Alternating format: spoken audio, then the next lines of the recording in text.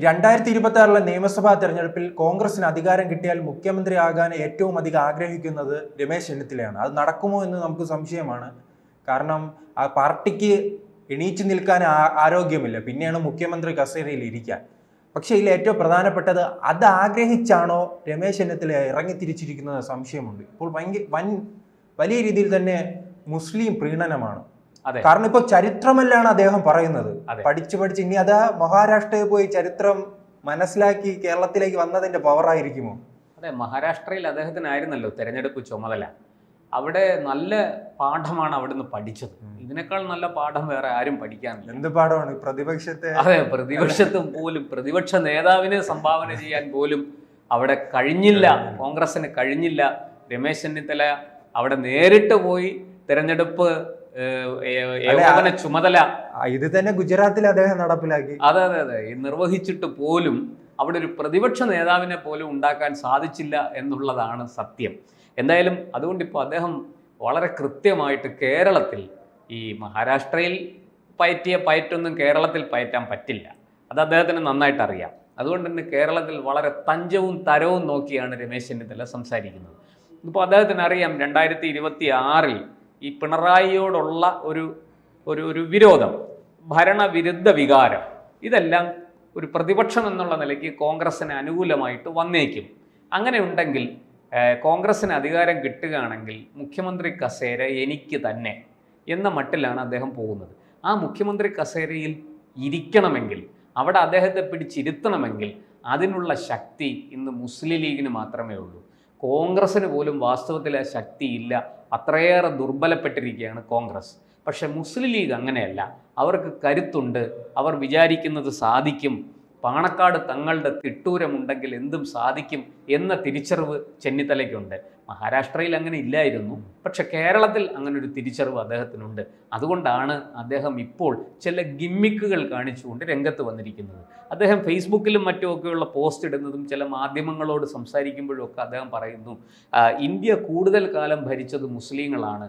ആ മുസ്ലിം രാജാക്കന്മാർക്ക് വേണമെങ്കിൽ ഇന്ത്യയെ ഒരു മുസ്ലിം രാഷ്ട്രമാക്കാമായിരുന്നു. അവർ അത് ചെയ്തില്ല. അവരെല്ലാ മതങ്ങളെയും ഉൾക്കൊണ്ടു എന്നൊക്കെയാണ് ഇപ്പോൾ രമേശ് ചെന്നിത്തല ഇങ്ങനെ ഗീർവാണം അടിക്കുന്നത്. ചരിത്രം വേണ്ട വിധത്തിൽ അറിയാത്തത് കൊണ്ടാണോ എന്നറിയില്ല. സ്നേഹത്തിന്റെ വെള്ളരിപ്രാവുകളാണ് ഇങ്ങനെയൊക്കെ പറഞ്ഞാണ് അദ്ദേഹം രംഗത്ത് വരുന്നത്. നമുക്കറിയാം 2016 നിയമസഭാ തെരഞ്ഞെടുപ്പിന് മുമ്പ് ചെന്നിത്തല ഒരു വെടി പൊട്ടിച്ചു. അതായത് അന്ന് ചെന്നിത്തല ആഭ്യന്തരമന്ത്രി ആയിരിക്കുമ്പോഴാണ് അദ്ദേഹം ഈ പഴയ 1921 മലബാർ ലഹളക്കാലത്ത് കെ മാധവൻ നായർ ഒരു പുസ്തകം എഴുതി. ആ പുസ്തകത്തെക്കുറിച്ച് ചില വിവാദങ്ങളും ഉണ്ടായി. അന്നത്തെ മലബാർ ലഹളയിൽ KPCC, അന്നത്തെ കേരള പ്രദേശ് കോൺഗ്രസ് കമ്മിറ്റി, അന്ന് ഈ മലബാറാണ്. ആ മലബാർ പ്രദേശത്തെ കോൺഗ്രസിൻ്റെ വലിയ നേതാവായിരുന്നു കെ മാധവൻ നായർ. ഈ മാധവൻ നായർ എഴുതിയ പുസ്തകം മലബാർ ലഹളയിലെ അതിദാരുണമായ കൂട്ടക്കൊലകളെക്കുറിച്ചാണ്. ഹിന്ദുക്കൾക്ക് നേരെ അവിടുത്തെ മാപ്പിളമാർ നടത്തിയ ലഹളയും വംശഹത്യയും വളരെ കൃത്യമായിട്ട് അക്കമിട്ട് നിരത്തിയാണ് അദ്ദേഹത്തിൻ്റെ ജീവചരിത്രം മുന്നോട്ട് പോകുന്നത്. ആ പുസ്തകത്തെക്കുറിച്ച് അന്ന് ഒരു വിവാദമുണ്ടായി. രമേശ് ചെന്നിത്തല അത് ഉയർത്തി കാണിക്കുകയും ചെയ്തു. പക്ഷേ സംഭവിച്ചത് 2016 വലിയ തോതിൽ മുസ്ലിങ്ങൾ രമേശ് ചെന്നിത്തലയ്ക്ക് എതിരായിട്ട് വോട്ട് ചെയ്തു. രമേശ് ചെന്നിത്തലയാണ് അടുത്ത മുഖ്യമന്ത്രി സ്ഥാനാർത്ഥി. അടുത്ത മുഖ്യമന്ത്രി ഉമ്മൻചാണ്ടി കഴിഞ്ഞു, ഇനി അടുത്തത് രമേശ് ചെന്നിത്തലയ്ക്കാണ് എന്ന മട്ടിലായിരുന്നു ആ പ്രചരണങ്ങളൊക്കെ മുന്നോട്ട് പോയത്. അതുകൊണ്ട് തന്നെ എന്നാൽ നീ അങ്ങനെ മുഖ്യമന്ത്രി ആകണ്ട എന്ന മട്ടിൽ മുസ്ലിങ്ങൾ വലിയ തോതിൽ ചെന്നിത്തലയ്ക്ക് വിരുദ്ധമായി വോട്ട് ചെയ്തു. ഈ തിരിച്ചറിവ് ചെന്നിത്തലയ്ക്കുണ്ട്. അതുകൊണ്ടാണ് ചെന്നിത്തല ഇപ്പോൾ ഇത്തരത്തിലുള്ള ഈ മുസ്ലിം ഭരണാധികാരികളുടെ മഹാമനസ്കതയും ദയാവായ്പും. അതിലേറ്റവും പ്രധാനപ്പെട്ടത് അതിൽ ചരിത്രമുണ്ടെന്നാണ്. ആ ചരിത്രം എങ്ങനെയാണ് അങ്ങനെ മുസ്ലിം ഭരണാധികാരികൾ ഇന്ത്യക്ക് തലവേദനയായിട്ടുണ്ട്? ഒന്നാമത്തെ കാര്യം, അന്ന് നമ്മൾ ഈ പറയുന്നത് പോലെ ചില പ്രദേശങ്ങൾ കീഴടക്കി അവർ ഭരിച്ചു. ഡൽഹി, ചില നാട്ടുരാജ്യങ്ങളൊക്കെ അന്ന് തന്നെ അവരോട് വലിയ തോതിൽ എതിർത്ത് നിന്ന ആൾക്കാരുണ്ട്. മഹാറാണ പ്രതാപിനെ പോലെയുള്ള രജപുത്രർ. രജപുത്രർ എല്ലാ കാലത്തും മുഗളന്മാർക്ക് ഈ മുസ്ലിം അധിനിവേശം നടത്തി വന്ന അറബ് ലോകത്തു നിന്ന് വന്നവർക്ക് വലിയ എതിർപ്പാണ് അവർ ഉയർത്തിയത്, വലിയ പ്രതിരോധമാണ് അവർ ഉയർത്തിയത്. അതുപോലെ തന്നെ ദക്ഷിണേന്ത്യയിലേക്ക് കടക്കാനുള്ള അവരുടെ ശ്രമം ഛത്രപതി ശിവജിയെ പോലെയുള്ള രാജാക്കന്മാർ തടഞ്ഞു, പേഷ്വ തടഞ്ഞു. അതുപോലെ വിജയനഗര സാമ്രാജ്യം അവരും അതുപോലെ ഈ മുസ്ലിം അധിനിവേശത്തെ തടഞ്ഞു നിർത്തുകയാണ് ഉണ്ടായത്. അപ്പോൾ പരസ്പരം രാജാക്കന്മാർ തമ്മിൽ വലിയ യുദ്ധങ്ങൾ നടന്നു. ഈ രമേശ് ചെന്നിത്തലയ്ക്ക് വലിയ രീതിയിൽ ഹിന്ദി അറിയാം, പക്ഷെ അദ്ദേഹം ഹിസ്റ്ററി ക്ലാസ്സിൽ കയറിയിട്ടില്ലെന്നോ? ഹിന്ദി അദ്ദേഹത്തിന് അറിയാം എന്നുള്ളത് കൊണ്ടാണല്ലോ മഹാരാഷ്ട്രയിൽ ഏകോപനത്തിന് വിട്ടത്. അതിന്റെ ഫലം എന്താണെന്ന് നമ്മൾ കണ്ടു. അല്ല, ചരിത്ര ക്ലാസ്സിൽ പോയിട്ടുണ്ടെങ്കിൽ ടിപ്പുവിനെ കുറിച്ച് പഠിക്കായിരുന്നു, അല്ലെ ഔറംഗസേബിനെ കുറിച്ച് പഠിക്കാമായിരുന്നു. ഇതൊക്കെ മനസ്സിലാക്കാത്തത് കൊണ്ടാണോ അതോ മനസ്സിലായിട്ടും മനസ്സിലായില്ല എന്ന് നടിക്കുന്നതാണോ? അതൊക്കെ നമുക്ക് ഇനി വരും കാലത്ത് തെളിയേണ്ട കാര്യങ്ങളാണ്. എന്തായാലും ഈ പറഞ്ഞതുപോലെ മുസ്ലിം രാജാക്കന്മാർ അവർക്ക് യുദ്ധമൊഴിഞ്ഞ നേരമില്ലായിരുന്നു. കൊള്ളയും കൊള്ളിവെപ്പും നാട്ടുരാജ്യങ്ങളെ ആക്രമിക്കലും അവരുടെ സ്ത്രീകളെ ഉപദ്രവിക്കലും ഒക്കെ ആയിട്ടാണ് അത് പോയത്.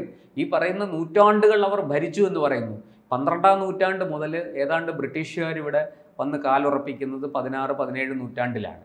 ആ കാലം വരെയും നിരന്തരമായ പോരാട്ടങ്ങളായിരുന്നു.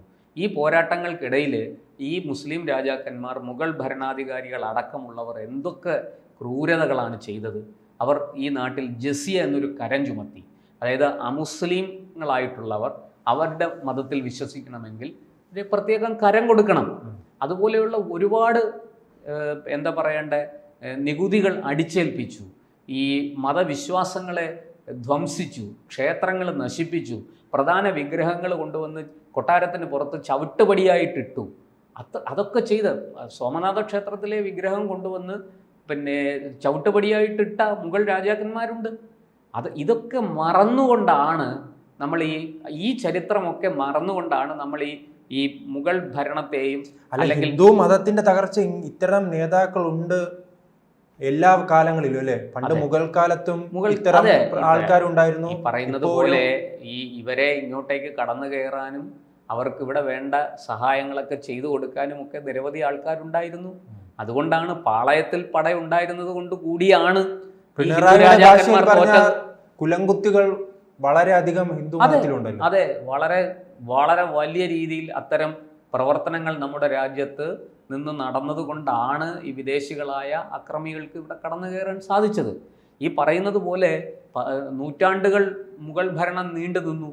എത്രയോ പേരെ പഞ്ചാബിലെ ഗുരു ഗോവിന്ദ് സിംഗിൻ്റെയൊക്കെ ചരിത്രം നമുക്കറിയാം. അവിടെ തന്നെ എത്ര പേരെ മതം മാറ്റാൻ ഇവർ ശ്രമിച്ചു. മതം മാറാത്തതിനെ തുടർന്ന് എത്ര രാജാക്കന്മാരെ കൊന്നുകളഞ്ഞിരിക്കുന്നു. എത്ര യുദ്ധത്തിൽ തടവുകാരായി പിടിച്ച ആൾക്കാരെ മതം മാറാൻ വിസമ്മതിച്ചതിനെ തുടർന്ന് അവരെ അടിമകളാക്കി വിറ്റു. അവരുടെ സ്ത്രീകളെ ലൈംഗിക അടിമകളാക്കി. എന്തൊക്കെ നിഷ്ഠൂരമായ ക്രൂരമായ പ്രവൃത്തികളാണ് ഈ രാജാക്കന്മാർ ചെയ്തത്. എന്നിട്ടും ഇവരെ വെള്ളപൂശാൻ ചെന്നിത്തലയെ പോലുള്ളവർ ഇറങ്ങിയിരിക്കുന്നതാണ്. അദ്ദേഹത്തിൻ്റെ ഫേസ്ബുക്ക് പോസ്റ്റിന്, അദ്ദേഹത്തിൻ്റെ ഈ ഒരു നിലപാടിന് വലിയ എതിർപ്പാണ് സോഷ്യൽ മീഡിയയിൽ ഉയരുന്നത്. സോഷ്യൽ മീഡിയയിൽ ഒരുപാട് പേർ അതിനെതിരെ രംഗത്ത് വന്നിട്ടുണ്ട്. ചെന്നിത്തല ചരിത്രം പഠിക്കണം, ഈ ഇന്ത്യ ഉപഭൂഖണ്ഡം പൂർണ്ണമായിട്ടും മുസ്ലിം രാജാക്കന്മാർക്ക് കീഴടക്കാൻ സാധിച്ചില്ല തുടങ്ങി അന്നത്തെ കാര്യങ്ങൾ, അന്നത്തെ ഈ ജസിയയെക്കുറിച്ചും അതുപോലെ അന്ന് ഈ മുസ്ലിം രാജാക്കന്മാർ ഹിന്ദു സ്ത്രീകളെ ബലമായിട്ട് വിവാഹം കഴിക്കുന്നതിനെ കുറിച്ചും ഒക്കെയുള്ള ചരിത്രം വളരെ കൃത്യമായിട്ട്. മറ്റൊരു കാര്യം എനിക്ക് തോന്നുന്നു, കാലം മാറിയിട്ടുണ്ട്. ഹരിപ്പാടിലെ ജനങ്ങൾ ചരിത്രങ്ങൾ തിരിച്ചറിയുമല്ലേ? ഹരിപ്പാട് വലിയ വെല്ലുവിളി ഇപ്പൊ തന്നെ നിലവിലുണ്ട്. അത് കുറച്ചുകൂടെ ഒന്ന് കടുത്താൽ ഒരു പക്ഷേ അദ്ദേഹം മണ്ഡലം മാറിയേക്കും. എനിക്ക് തോന്നുന്നു കുറച്ചുകൂടെ നല്ലത് അദ്ദേഹം മലബാറിലേക്കൊക്കെ പോയി മലപ്പുറത്ത് എവിടെയെങ്കിലും മുസ്ലിം ലീഗിന്റെ കാരുണ്യത്തിൽ മത്സരിക്കുന്നതായിരിക്കും അദ്ദേഹത്തിന് ഇങ്ങനെ പോകുന്നെങ്കിൽ നല്ലത്. കാരണം എമ്പുരാൻ എന്ന് പറഞ്ഞ സിനിമയ്ക്ക് ഉണ്ടായ ഗതി നമ്മൾ കണ്ടതാണ്. അതെ, വാര്യംകുന്നനെ ആരാധിച്ച് വാര്യംകുന്നന്റെ ഏതെങ്കിലും ഒരു മണ്ഡലത്തിൽ പോയി മത്സരിക്കുന്നതായിരിക്കും നല്ലത്. പക്ഷെ അങ്ങനെ വരുമ്പോൾ ചെന്നിത്തലയ്ക്കും ചില മാറ്റങ്ങളൊക്കെ വരുത്തേണ്ടി വരും. അതെന്തായാലും അവിടെ നിൽക്കട്ടെ.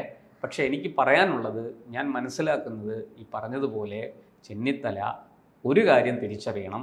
എമ്പുരാൻ സിനിമയിൽ ഉണ്ടായ വിവാദം നമ്മൾ കണ്ടതാണ്. സോഷ്യൽ മീഡിയയുടെ ശക്തി നമ്മൾ കണ്ടതാണ്. അത് അദ്ദേഹത്തിന് നേരെയും വലിയ തോതിലായ എതിർപ്പുകൾ സോഷ്യൽ മീഡിയയിൽ ഉയർന്നിട്ടുണ്ട്.